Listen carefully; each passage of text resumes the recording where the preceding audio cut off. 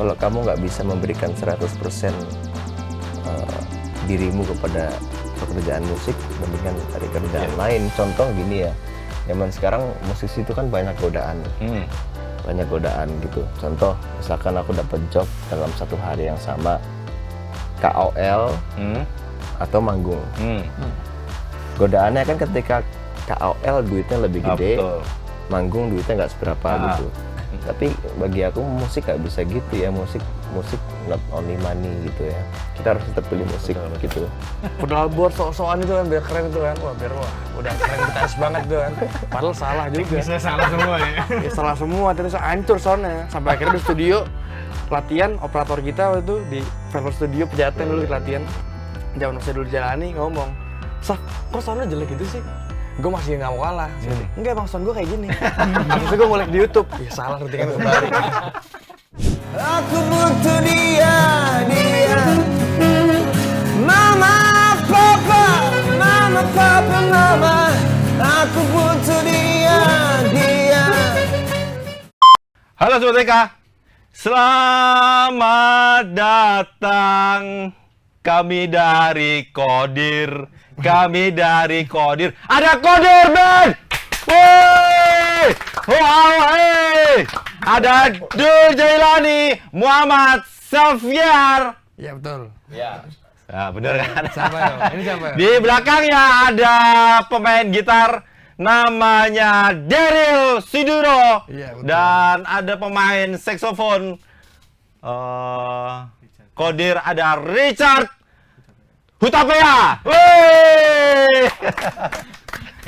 Ada satu lagi Sobat Eka, sebenarnya ada drummernya, badannya juga six pack kayak Mas Richard, ada Mas Excel CB, cuman Shaming nih. hah? Enggak, gua sering lihatnya makmur gitu. Lagi di Lagi di diri. Dia lagi bantu usaha ibunya. Tapi nggak apa-apa, ada Mas Richard yang akan Oke. saksofon nanti. Ya. Terima kasih Kodir sudah meluangkan waktu ke Palmerah. Kita juga terima Aku kasih. ya makasih. Dari ini Mas Dul, Kasih. dari pertama kali rilis album April 2022, saya udah berharap Kodir ini bisa meluangkan waktu yang main ke Palmerah. 2 tahun kemudian, hari ini. Alhamdulillah. Sudah ditakdirkan berarti.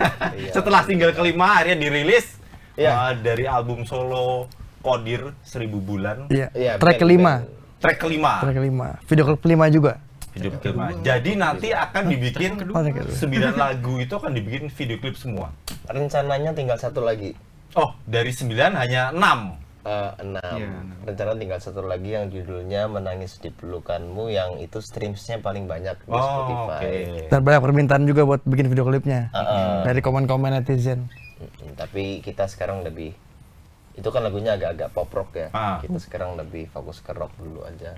Rock yang keras maksudnya. Itu nanggung, 3-nya kalau nggak dibikinin klip juga iri ntar Iya. jangan. Doain saya banyak uang. Biar bisa produksi. Jadi Kodir ini memang apa ya sebutnya, benarkah ya? Tapi koreksi nanti jika salah. Ini adalah sosok idealisnya Dul Jailani ada di Kodir gitu. Dulu namanya Backdoor. Ya. Kok tahu? Tapi ya di balik pintu ya. Iya. Tapi kemudian Dul Jailani memutuskan untuk menjadi Kodir.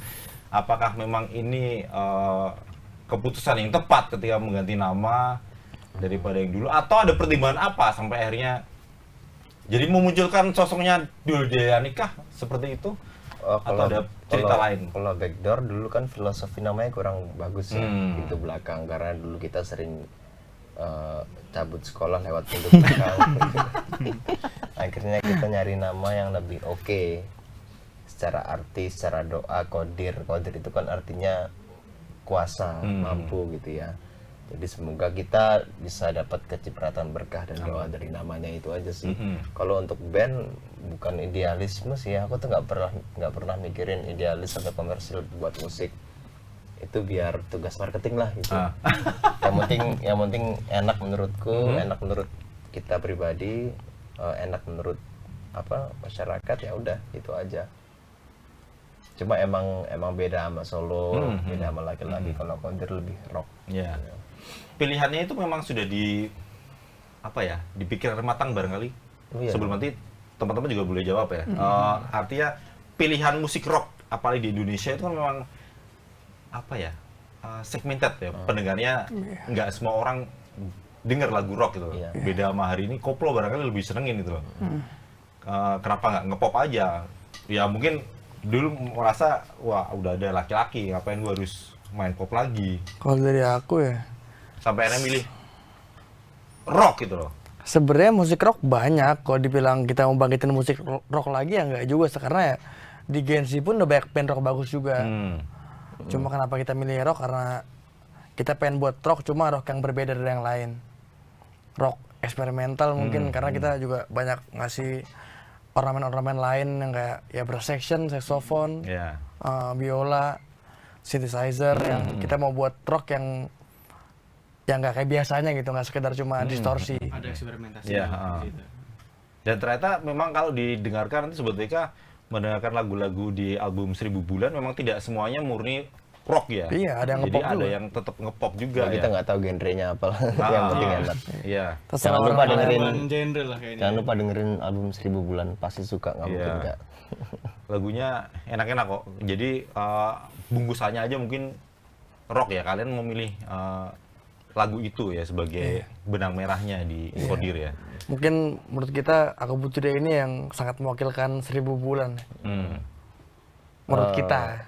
Kenapa milih musik rock? Karena ibaratnya gini ya, kalau kita jadi bisnismen, Nah. ya, ini aku pribadi, lahan musik rock tuh zaman sekarang masih dikit. Oke. Banyak Gen Z yang hebat-hebat band rocknya, tapi aku lihat Cuma mungkin wadahnya. mereka kekurangan wadah, atau mungkin kita juga. Maka dari itu kita ingin bergerak bersama mereka semua, band-band rock semua, kita gerak bareng supaya rock ini bisa apa ya, bisa lebih muncul ke permukaan, apalagi industri komersil gitu kan. Nah, kalau aku pribadi kenapa milih musik rock, karena itu tadi ibarat sawah atau lahan, rock ini masih kosong nih. Di Gen Z ya. Ya. Kalau milenial dan 90-an banyak banget yang bagus-bagus. Untuk lahannya, kalau bandnya banyak Iya. yang bagus ya. Masih kosong nih, industri Gen Z rock nih masih kosong nih daripada pop, daripada koplo yang lain. Jadi kayaknya bakal jadi cuan di rock nih. Tapi tentu butuh konsisten yang tinggi, butuh kesabaran yang tinggi, karena kan Banget. melawan arus industri Betul, komersil. betul. Gitu aja sih. Jadi kalau ibarat film, kalau sekarang lagi rame film-film horor, kita malah bikin film drama atau film laga itu kan ya. Iya, kita lihat lahan apa nih yang lagi kosong nih, yang nggak banyak orang berbisnis di situ. Dan Gitu. juga nggak menutup kemungkinan album 2 kita bisa buat lagu dangdut, lagu Iya, pop, oke. apa aja lah. Makanya kita nggak pernah nyebut genre kita apa, Iya. biar orang nggak menilai. Xavier, Daryl sama Mas Richard barangkali seberapa besarnya peran Dul Jailani di Kodir? Satu dulu, Mas Xavier. Lumayan banyak sih, banyak banget. Kalau dari namanya kan memang udah kelihatan ya, oh ini jangan-jangan Dul Jailani banget nih gitu. Banyak banget sih, banyak. Hampir semua lirik yang nulis dulu Oke. jalan. Musik juga, jadi banyak, dulu juga banyak bantu saya ngasih referensi untuk Saf, kayaknya nih anaknya isi gini deh, anaknya isi gini, walaupun nggak semua gitu. Cuma dia juga banyak support juga untuk aransemen, apalagi untuk kayak isi-isian saxophone Mas Richard. Walaupun Mas Richard juga banyak ngisi juga dari ide dia, cuma dulu juga bantu banyak juga sih. Cukup banyak kontribusi sih dulu sih. Apalagi di lirik sama di aransemen musik. Ngasih kesempatan nggak ketika misalnya Xavier punya lirik lagu, kemudian oke, Dul mau mengiyakan, memberi Oh, kesempatan itu. ngasih kebebasan, kayak terutama lirik gitar. Ah, Sempat ada cerita lucu. Berantem pas rekaman. Pas saya lihat Berantem gitar, sama Dul? iya, pas saya lihat gitar, saya itu tipe orangnya kalau lagi take gitar nggak bisa banyak orang. Oh, Bukan grogi, emang nggak bisa, kebiasaannya gitu. Cukup Nggak mau saya, diganggu ya? Iya, cukup saya sama operator. oke. gitu. Nah, dulu ini nimbrung, ikut. Kurang enak sih, Pak. Bentar. Lah kalau lagi live itu gimana? Nggak masalah, kalau kan beda kan oke. studio sama live. Lanjut. Waktu produksi rekaman ya. Ya, terus rekaman. Awal masih aman. Dul datang masuk ke studio. Saf, kurang aman kurang enak. Set. Dul, lu keluar dulu deh kalau gitu deh. Banyak request lah ya. Lu keluar dulu nih. Gue isi dulu semua nih. Waktu 4 lagu kalau nggak salah. 4 lagu. Lu terserah deh ngopi dulu kayak mau kemana dulu. Kalau udah selesai baru datang lagi. Enggak dia ngomong gini, Tapi udah lu main PS dulu aja deh. Oh iya. Udah main PS dulu aja sampai puas. Main. Tapi itu serius ngomongnya? Serius. Ya namanya rekaman kan berantem gitu biasa ya. Serius. Stres kan tuh udah pagi tuh. Udah Dul, ini udah dapat semua interlude. Lu main PS dulu aja. Gue selesain dulu, kalau selesai gue telepon. Gue panggil baru. Akhirnya aman. Ya dia membebasin juga sih. Oke. Jadi hal-hal yang sebenarnya kalau orang lihat sederhana ya, orang pengen lihat tapi ternyata kita nggak seneng ya, nggak merasa tidak nyaman aja. Ya gitu mungkin ya. beda-beda ya, orang-orang kan beda-beda. Kalau Daryl, dominankah ini Dul Jailani di Qadir? Ya itu tadi kan, untuk album pertama ini mungkin mayoritas dulu semua. Karena kan di dalam kita berempat nih sebenarnya aku paling terakhir masuk. Karena aku tuh yang paling muda kan di sini. Kemarin Iya ya, paling muda ya. 2002 ya. Daryl tuh masuk seminggu sebelum tag kali. Iya. Seminggu sebelum tag. Dia Sebelum masih album SMA, ini? masih SMA. Sebelum 1000 Lagi bulan? mau rekaman. Daryl nih MD. Masuk dadakan. Beda kan. Sebenarnya udah diajakin dulu dari lama kan. Cuman Ini karena ada hubungannya sama bapak sebenarnya kan? iya. Iya lagi. Jadi Iya. dulu tuh udah ngajak dari lama sebenarnya. Cuman ayahku tuh bilang ke Dul ya, maksudnya kayaknya Habis SMA. Iya, Habis SMA. Aku bilang udah selesai sekolah dulu. kelarin dulu gitu kan. Kalau misalkan setelah SMA, ini kan udah masuk kuliah, aku juga kuliah juga kan. Beda berapa tahun emang? 2. Oh 2 tahun. 2 tahun. Sama ini udah setahun.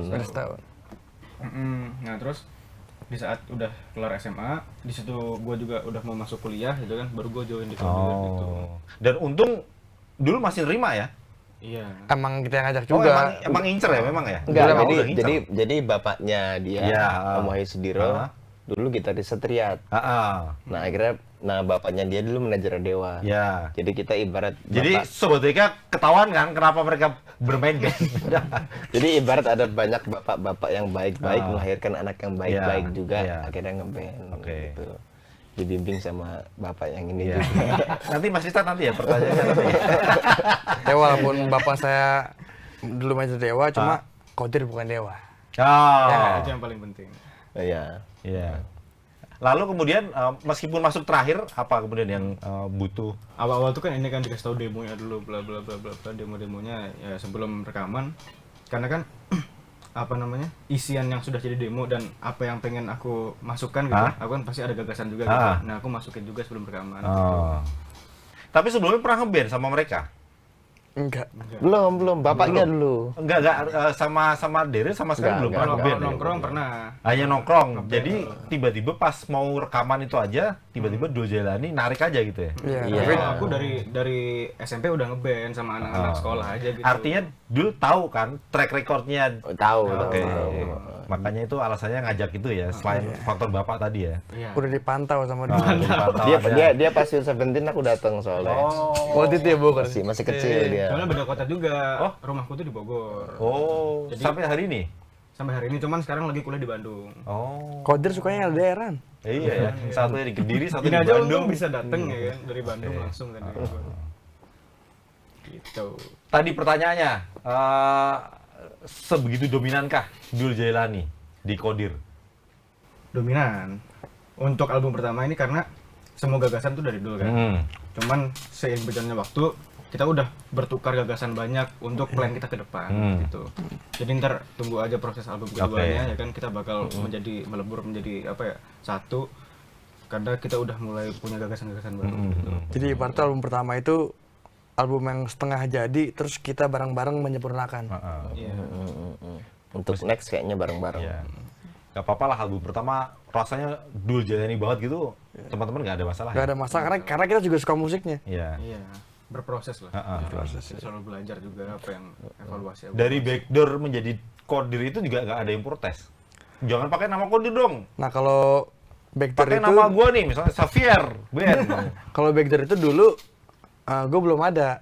kakak gue yang ngedrum. Oh. Iya, kakaknya dia yang drum. Jadi dia ini ngajak Excel juga belum masuk berarti ya? belum jauh. Jadi dulu ini ngajaknya lucu, Ah. ngajak masuk. Awalnya bukan di kodir. Waktu itu Bekto lagi vakum. Ah. Ah, 3 tahun lah ya itu dulu ya? lagi main futsal. Ah. Iya tak dulu? Iya, lagi beralih ke industri pop lah waktu itu. Aku Main futsal, gue lagi duduk, nggak main futsal, lagi nonton doang. Lagi nonton, dia bilang, lu gitaris ya? Bilang, cuma main rumah doang dulu, lagi ngulik apa, Radiohead. Langsung diajak besok ke rumahnya. Mau pulang nggak boleh. Disuruh 3 hari kita buat demo. Itu gue sama sekali belum ngerti rekaman. Oh. Nggak ngerti Stormbox, Hah? sampai salah nyolok Hah? nyolok apa namanya, adaptor, efeknya meledak.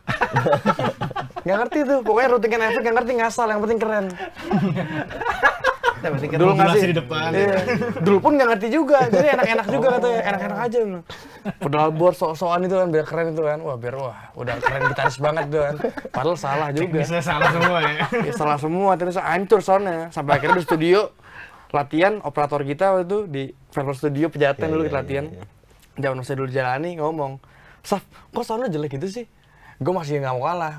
Enggak bang, sound gue kayak gini. Habis itu gue ngulek di YouTube, ya salah routingan kembali. Akhirnya Jadi, baru ikut. proses audisinya di situ ya? Langsung klik aja ya dulu ya? langsung klik. Langsung yang nggak enak langsung ditemuin sama gitar sebelumnya sama dia. Oh. Udah akhirnya ya buat demo-demo iseng, Ah. demo-demo iseng, ikut solo dia dulu. Akhirnya solonya masih jalan juga sih, dia cuma akhirnya kodir jadi. Oh, Langsung bareng. baru ini, oke. Mas Richard boleh cerita selama mengerjakan ikut dilibatkan di album 1000 Bulan, merasa ya nyamankah itu kan sebelumnya pernah sebenarnya ini salah satu saksofonis ya? Dewa 19, jadi udah pernah manggung di Dewa, manggung sama mereka, sama Legend. Punya album juga nih. Punya album Bukan juga. solo album tadi. Wih, keren ya. Nanti kita ngobrol sendiri ya, Mas. Siapa? Ya jadi awalnya tuh sebenarnya ketemu Dul tuh 2014 2015, waktu itu saya lagi rekaman sama ayahnya Oh. di rumahnya. Saya Masih backdoor tuh ya? nggak tahu waktu itu, aku nggak taul, kayaknya 2013. backdoor ya. Kita iya backdoor Mas. Pokoknya backdoor. saya rekaman waktu itu, ayahnya manggil anak-anaknya, manggil neneknya Dul juga nonton. Terus pas selesai rekaman pulang ketemu Dul di bawah. Nah. Dengerin apa saksofon ya? Aku kasih taunya jazz gitu. Ah. Terus dia bilang, dengerin Pink Floyd nggak? Wah, band apa tuh? Aku udah nggak tahu Pink Floyd. Terus sampai rumah tak cari Pink Floyd. Oh, kayak gini. Dah, tapi pertemuan kita selesai di situ. Referensi lagunya dahsyat ya? Dahsyat banget. Terus kita ketemu lagi di 2021 lah, dia ngajakin saya rekaman buat Kodir ini. Itu juga nggak tahu kenapa bisa dia kepikiran buat manggil saya lagi buat rekaman. Nah, di situ dia kasih materi rekaman. Terus saya kebetulan juga saya nggak cuma suka jazz pop doang, tapi lumayan banyak denger referensi lagu lah. Nah, pas dia kasih tuh menarik banget lagunya, menarik banget.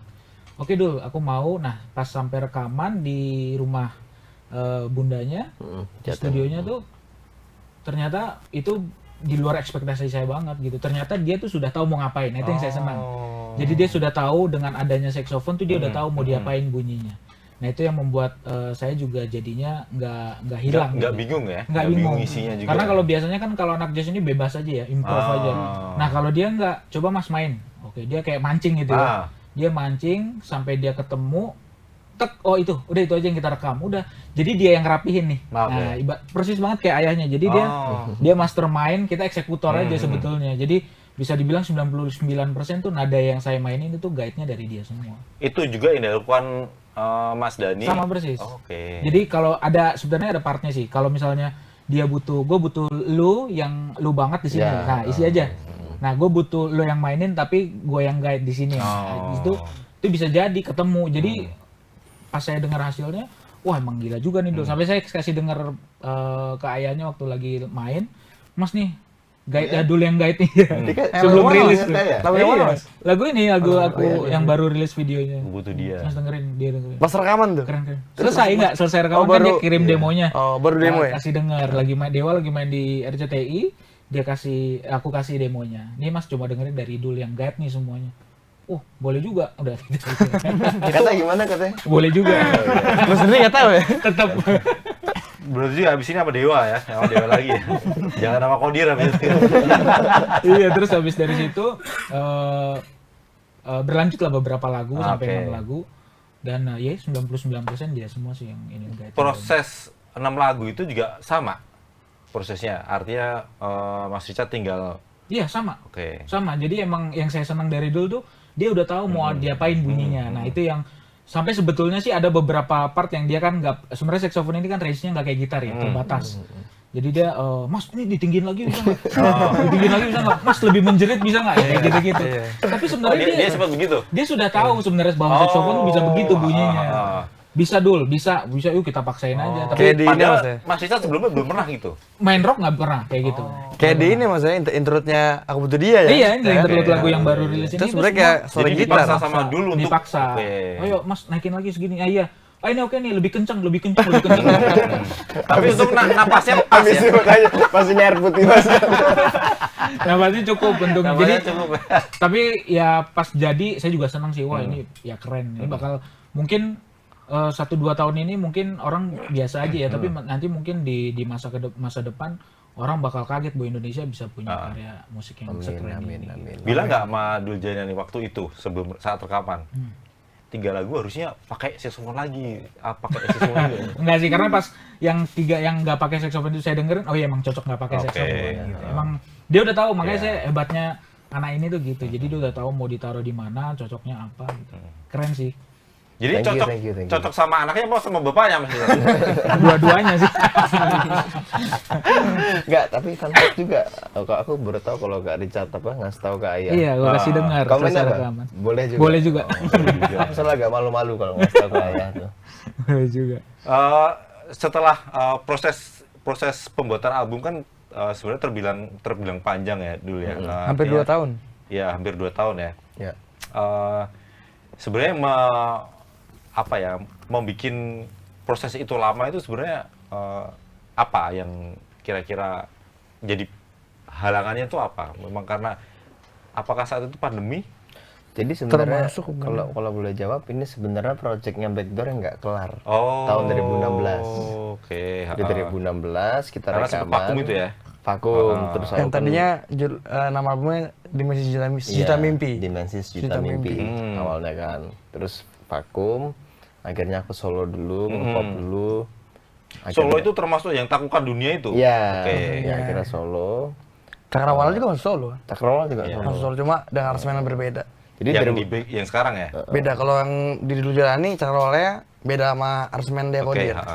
akhirnya karena vakum, terus 2021 Covid ya. Covid tiba-tiba kok masa itu gairah ngeroknya tuh muncul Muncul. lagi gitu. Terus gue mikir, wah ini daripada jadi penyesalan di kemudian hari gitu, mendingan dituntasin aja deh gitu. Akhirnya 2021 kita rekaman lagi album 1000 bulan yang nggak kelar itu, akhirnya dikelarin. Itu saat itu proses seberapa jauh itu? Waktu itu sebelumnya udah 50-60% lah. Jadi pas kita yang lagu baru cuma Sakit Cinta, Penyihir, ya itu doang ya. Penyihir enggak Sakit Cinta, Penyihir doang. Lainnya ya lainnya mungkin lagu lama cuma eh. prosesnya juga lumayan lama sih. Jadi lagu yang dibuat tahun 2016 nggak kelar, Kita diselesaikan sempurnakan, kita selesaikan. sempurnakan tahun 2020. Di aransemen ulang? Di aransemen Enggak? ulang. Oke. Semuanya ya. Sakit Cinta itu yang klipnya si ini ya? Dodit Dodit, ya? Mas Dodit, Mulyanto. Surya Mulyanto. Ini katanya memang benar-benar Dul Jailani harus mengeluarkan album ini. Lagu-lagu ini harus dirilis sebagai pelampiasan barangkali ya. Jadi kalau tidak dikeluarkan tadi bilangnya menyesal itu. Sampai rela mengongkosi sendiri project album solo tanpa melibatkan embel-embel ayah dan bunda. Dalam konteks finansial ya. Iya. Iya. Benarkah seperti itu? Jadi tabungan keluarin Oh iya benar. untuk membiayai Benar ya. album 1000 Iya, bulan. emang. Jadi dulu sampai segitunya itu Dul Jailani mau melakukan itu gitu. Kan harusnya buat beli rumah aja lah, buat beli mobil aja lah gitu. Oh ya, kalau ada quotes bagus tuh dari siapa ya? If you cannot, kalau kamu nggak bisa memberikan 100% untuk pekerjaan musikmu, lebih baik cari pekerjaan lain. Itu jadi pedoman banget gitu. Karena juga teman-teman saya juga banyak yang bilang kayak Kodir mah enak. Dulu anaknya Ahmad Dhani, anaknya Maya Estianti. Ya gue jelasin ke mereka karena gue saksinya sendiri gitu kan. Memang pakai tabungannya dulu sendiri semuanya. Total ya. Total, nggak ada campur tangan orang tuanya dalam masalah finansial. Karena itu kan legacy kan, jadi aku betul. nggak ragu karena itu kan legacy, terus juga apa, kalau aset yang tak terlihat juga, dan itu wajar lah. Jimmy Page juga awal-awal sebelum buat Zeppelin dia juga ngongkosi juga. Iya, zaman dia solo. Queen juga awal-awal ya, Queen awal-awal ngongkosi juga.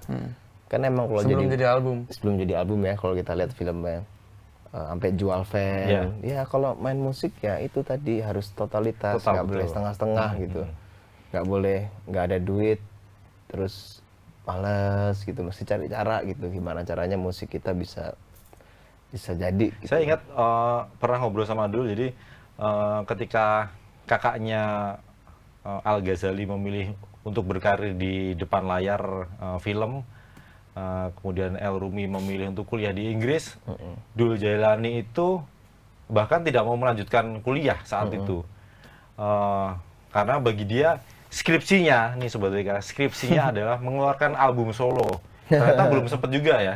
Belum Iya, sempat bikin album solo ya dulu. Berarti Mini album udah. bikin album ya.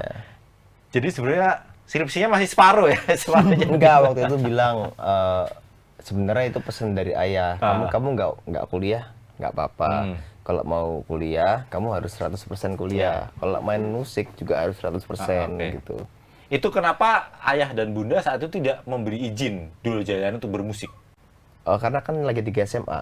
Lagi 3 SMA, lagi masa ujian nasional kan. Bunda bilang kamu jangan main musik dulu, habis itu nggak apa-apa. Baru, Akhirnya ya pas lulus SMA langsung, wah gua lulus gitu, langsung main musik aja. Langsung Jadi main love musik. aja. Memang sudah kepikiran ya, total gitu ya? Iya, harus Mas. Kalau enggak ya main itu apa? Itu tadi apa? Kalau kamu nggak bisa memberikan 100% dirimu kepada pekerjaan musik, mendingan cari kerjaan lain. Contoh gini ya. Zaman sekarang musisi itu kan banyak godaan. Banyak godaan gitu. Contoh, misalkan aku dapat job dalam satu hari yang sama, KOL atau manggung. Godaannya kan ketika KOL duitnya lebih gede, manggung duitnya nggak seberapa gitu. Masa sih? Nggak, ini ibarat ya. Ibaratnya. Ibarat misalkan KOL duitnya 10 juta, ibarat musik duitnya 5 juta. Kalau kita Nggak totalitas. kalau kita nggak totalitas kan pasti kita milih hari itu KOL deh 10 juta, uang lebih Kita mikir banyak. duitnya. Tapi bagi aku musik nggak bisa gitu ya, musik not only money gitu ya. Kita harus tetap pilih musik gitu. Itu sih. Dahsyat ya.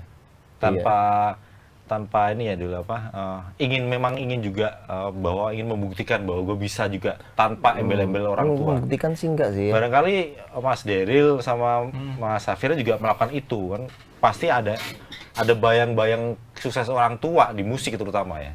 Membuktikan enggak sih, kita cuma mau berkarya aja, bikin meneruskan perjuangan orang tua kita dalam hal musik. Karena kalau mencoba ingin membuktikan bahwa aku bisa Apalagi ngilangin embel-embel orang tua juga nggak bakal bisa. Adapun nanti misalkan siapa tahu dapat hasil lepas dari embel-embel orang tua, ya sejarah dijawab nanti gitu. Kan banyak yang nggak tahu kalau Nabi Sulaiman ternyata anak Nabi Daud, kan banyak yang nggak tahu gitu kan. Gue juga kalau ke bokap juga ya cuma nanya-nanya saran aja gimana bagusnya pasaran musik Kodir apa gimana. Ya bokap juga ngasih saran. Kita nggak mau bermusik untuk membuktikan atau dendam. Wah, gua harus nggak mau capek karena dan nggak bagus buat psikis. Kita main musik ya kita pengen main musik aja. Kita pengen berkarya terus aja. Jadi khusus untuk Dul Jailani, saya pernah ngobrol sama pengamat musik namanya Aldo Sianturi. Dul Jailani juga mengenal akrab itu. Dia ketika Dul Jailani mengenalkan lagu Taklukkan Dunia di Institut Indonesia Perancis di Kedutaan Perancis tahun 2018 itu, beliau Aldo Sianturi mengatakan Dul Jailani itu bukan copycat ayahnya, tapi melanjutkan legacy ayahnya. Jadi barangkali personel Kodir yang lain juga melakukan itu gitu. Meskipun kadang-kadang nggak bisa dilepaskan begitu aja, Dul. Artinya ya banyak orang tadi yang kayak Xavier bilang ini bisa karena ayah ibunya itu. Padahal enggak. Nah, untuk membuktikan itu kan memang butuh waktu dan Butuh proses. waktu ya, biar waktu yang menjawab ya. Betul. Orientasi bukan untuk membuktikan Iya. ya, karena dulu mungkin kalau boleh cerita pernah tuh aku ingin membuktikan, Ah. aku ingin membuktikan, tapi pada akhirnya nggak baik untuk psikis. Oke. Contoh gitu, kalau kita manggung manggung doang gitu mungkin energi kita kepake 30%.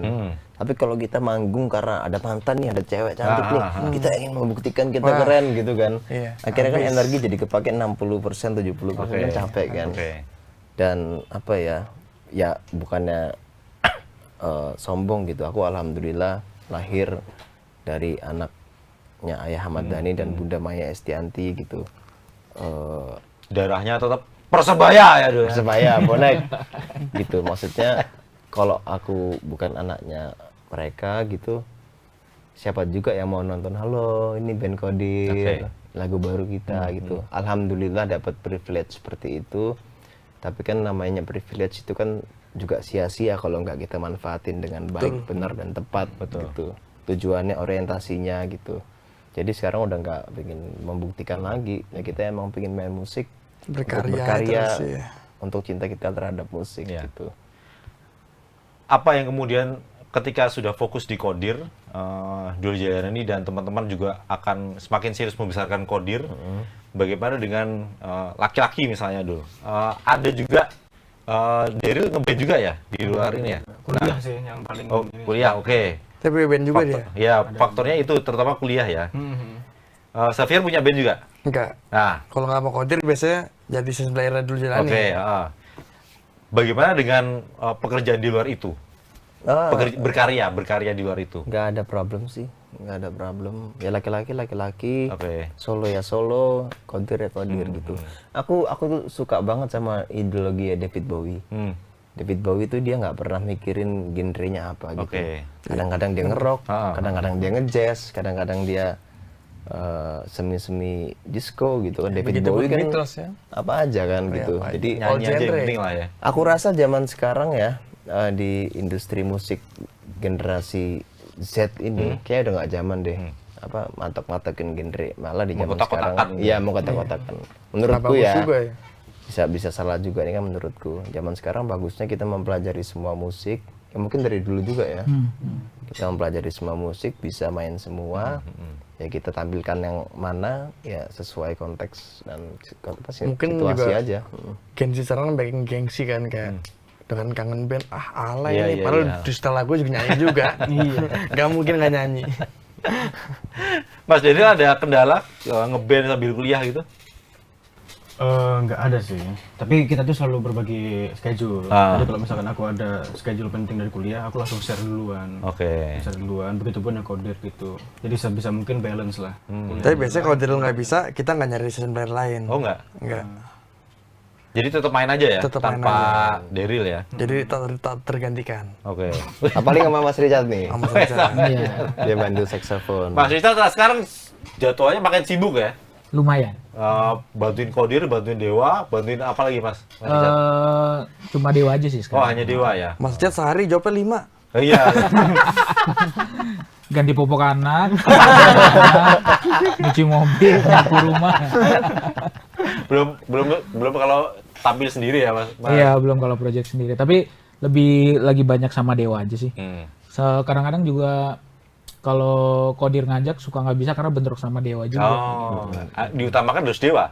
Dewa dong. Karena nyari penggantinya yang susah. Oh. Karena Mas Dani ini kan bukan tipe orang yang siapa aja boleh gitu. Kadang-kadang kalau nggak ada Richard mana? Loh ini pemain trompetnya baru lagi nih, suka gitu. Jadi aku nggak enak kan. Aku menjaga kepercayaan aja. Jadi jangan sampai dia percaya sama aku, tapi aku ngelempar seenaknya ngasih ke orang gitu ya gitu. Jadi ya sebisa mungkin aku. Jadi kalau jadwal bentrok pasti Dewa ya? Iya, Sorry tapi ya Kodir ya gitu.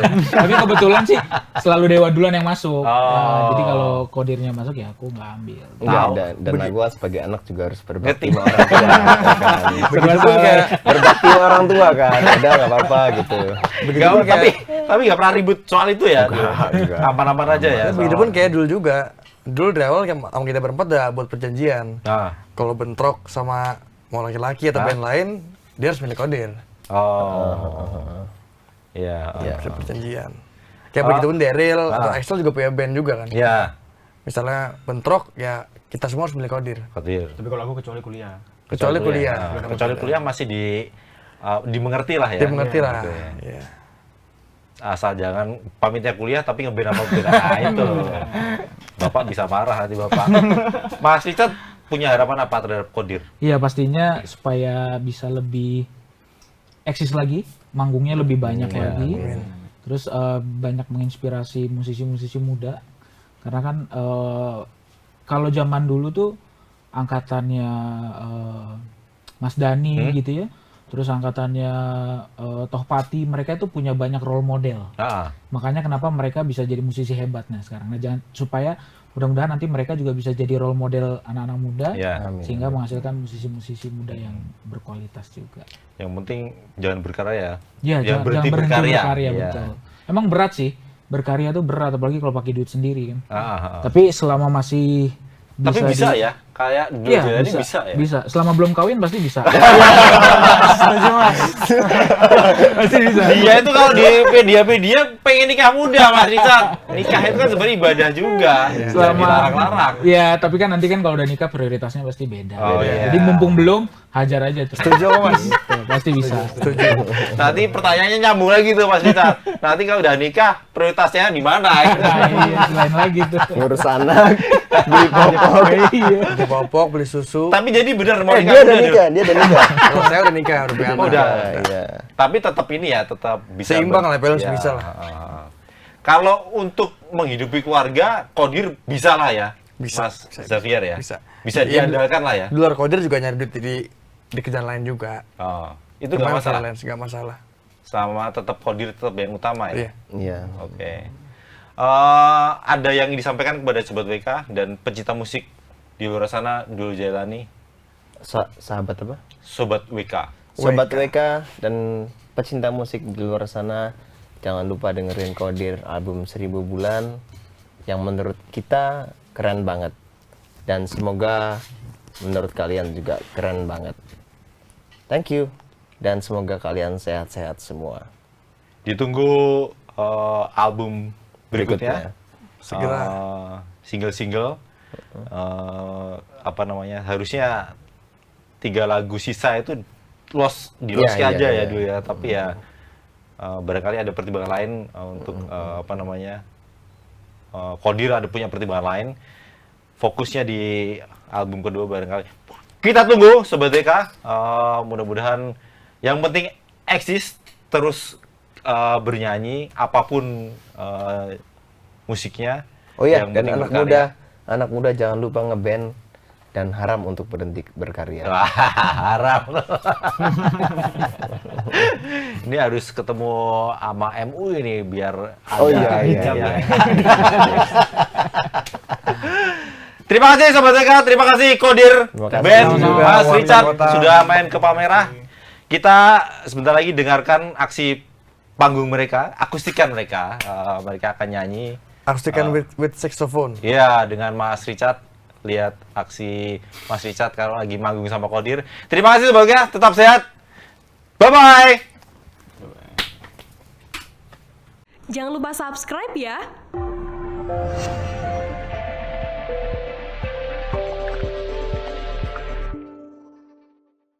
Jangan lupa subscribe ya.